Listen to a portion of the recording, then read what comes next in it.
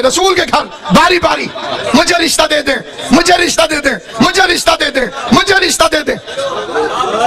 अहमद मुख्तार ने कहा मुझे इख्तियार ही नहीं। कायनात के हर बाप को अपनी बेटी पर इख्तियार है, और जिस पर अहमद मुख्तार को बाप हो के इख्तियार न हो, शरीयत की जबान में उसे ज़हरा कहते हैं। हर बाप को जो इख्तियार है, जहाँ चाहे बेटी की शादी कर दे, और बाप हो के मुस्तफा अहमद मुख्तार होकर फरमा रहे हैं मुझे इख्तियार नहीं।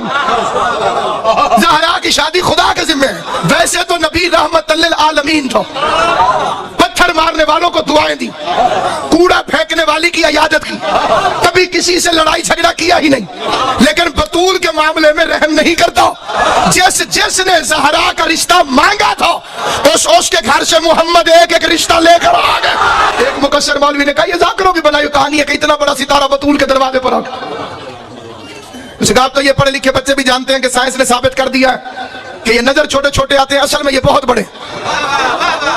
जमीन को भी लखा गुना फटे तारे, जमीन से ही बड़े हैं तो नीचे कैसे उतरे? फिर जमीन में मदीना छोटा, मदीने में सैयदों का मोहल्ला छोटा, फिर ज़हरा का दरवाजा। ये ज़ाकिरों की कहानी। इतना बड़ा सितारा छोटा सा कैसे आ गया दरवाजे पे? मैंने उस मौलवी से पूछा, एक रिवायत लिखी हुई है शेख सद्दूक अलैहिर्रहमान ने।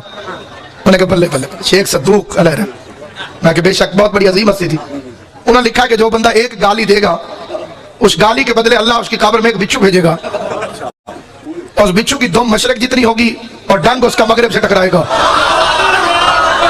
उसने कहा जी एदे की शक है, बिल्कुल सच है।